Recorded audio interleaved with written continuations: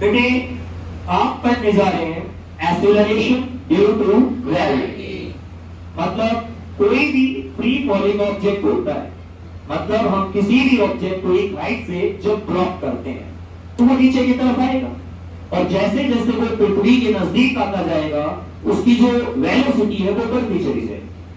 बेटा जो वेलोसिटी है वो 0 से स्टार्ट होकर बढ़ती चली जाएगी। इसका मतलब उसके मोशन में क्या होगा?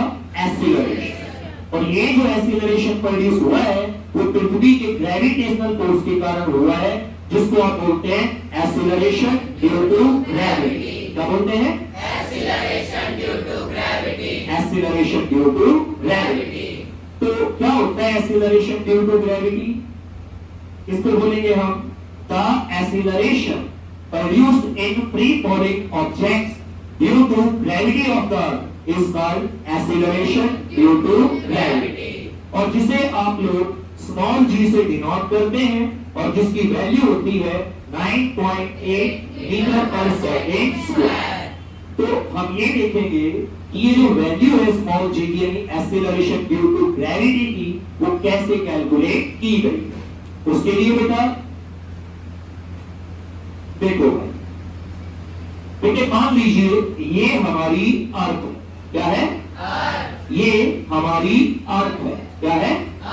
अर्थ। और हमने अर्थ के सरफेस से कुछ हाइट से एक ऑब्जेक्ट को ड्रॉप किया है। क्या किया है? ड्रॉप। तो एक ऑब्जेक्ट को जब हमने ड्रॉप किया तो उस ऑब्जेक्ट में क्या प्रोड्यूस होगा? एक्सीलरेशन। क्या? एक्सीलरेशन। ओके, मान लो इस ऑब्जेक्ट का जो मास है वो m है। कितना है? m। तो इस ऑब्जेक्ट में जो एक्सीलरेशन प्रोड्यूस हुआ है वो मान लीजिए a है। कितना है? a। जो यहाँ पे एक्सीलरेशन प्रोड्यूस हुआ है वो आपने क्या मान लिया? a। अब ये जो एक्सीलरेशन प्रोड्यूस हुआ है वो पृथ्वी के ग्रेविटेशनल फोर्स के कारण प्रोड्यूस हुआ है। इसका मतलब ये है एक्सीलरेशन ड्यू टू ग्रेविटी। तो यहाँ आप ये कैलकुलेट कर सकते हैं कि पृथ्वी ने यानी अर्थ ने इस ऑब्जेक्ट पे कितना फोर्स लगाया है, क्योंकि force according to Newton second law of motion force होता है मास इनटू एक्सीलरेशन। तो पृथ्वी ने इस ऑब्जेक्ट पे, इस फ्री फॉलिंग ऑब्जेक्ट पे कितना फोर्स लगाया है वो फोर्स आप ऐसे कैलकुलेट कर सकते हैं। कैसे? Mass into acceleration. क्योंकि इस ऑब्जेक्ट का मास m है और इसमें कितना एक्सीलरेशन प्रोड्यूस हुआ है? a। तो फोर्स हो गया मास इनटू एक्सीलरेशन। इसे हम फर्स्ट बोल देते हैं बेटा। लेकिन आप तो जानते हैं कि दो ऑब्जेक्ट के बीच में जो ग्रेविटेशनल फोर्स निकालने का फॉर्मूला है वो ये है F is equal to G mass of first object mass of second object divided by उनके बीच की दूरी का स्क्वायर, यानी कि r का स्क्वायर। आप जानते हैं सभी? तो यहाँ पे फर्स्ट ऑब्जेक्ट कौन है? अर्थ। तो आप यहाँ पे g इनटू में फर्स्ट ऑब्जेक्ट है यहाँ पे आप, तो mass of earth, mass of object यानी सेकंड ऑब्जेक्ट डिवाइडेड बाय इन दोनों के बीच की दूरी का जो स्क्वायर होगा वो लगभग क्या होगी? पृथ्वी की रेडियस। क्योंकि पृथ्वी बहुत बड़ी है, उससे कुछ हाइट से ऑब्जेक्ट को ड्रॉप कर रहे हैं तो लगभग पृथ्वी में ही है, तो इन दोनों के सेंटर के बीच की जो दूरी होगी वो लगभग क्या होगी? पृथ्वी की रेडियस। तो यहां लिखा जाएगा रेडियस ऑफ अर्थ का स्क्वायर। तो ये ऐसे भी आप इस फोर्स को क्या कर सकते हो? कैलकुलेट।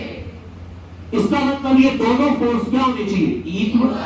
ठीक है, क्योंकि ये भी वही फोर्स है कि पृथ्वी ने इस ऑब्जेक्ट पे कितना फोर्स लगाया, और ये भी वही फोर्स है कि पृथ्वी ने इस ऑब्जेक्ट पे कितना ग्रेविटेशनल फोर्स लगाया।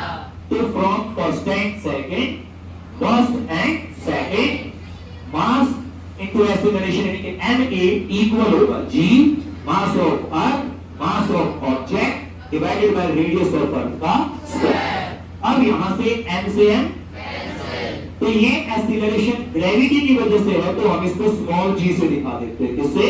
स्मॉल g से। तो स्मॉल g आ गया capital G into mass of earth divided by radius of earth का स्क्वायर। इसका मतलब एक फ्री फॉलिंग ऑब्जेक्ट में जो एक्सेलरेशन प्रोड्यूस हुआ है वो ऑब्जेक्ट के मास के ऊपर डिपेंड नहीं करता, क्योंकि यहाँ फॉर्मूले में ऑब्जेक्ट का मास नहीं है। अब हम ये वैल्यूज रख के क्या करेंगे, स्मॉल जी की वैल्यू कैलकुलेट करेंगे। तो भाई हमें यहाँ पे जी की वैल्यू कैसे मिलेगी? कैपिटल जी की वैल्यू क्या होती है? 6.67 इंटू 10 की पावर -11 इंटू में मास ऑफ अर्थ होता है 6 इंटू 10 की पावर 24 kg, ओके। और रेडियस ऑफ अर्थ 6.4 इंटू 10 की पावर 6 उसका स्क्वायर। कितने मीटर पृथ्वी की क्या होती है? रेडियस। बेटा जब आप इस वैल्यू को कैलकुलेट करोगे तो आपको मिलेगा 9.8 मीटर पर सेकेंड स्क्वायर, जो कि कहलाता है एक्सीलरेशन ड्यू टू ग्रेविटी। तो इस तरीके से एक्सीलरेशन ड्यू टू ग्रेविटी की वैल्यू कैलकुलेट की जाती है। क्या आपको सबको क्लियर है?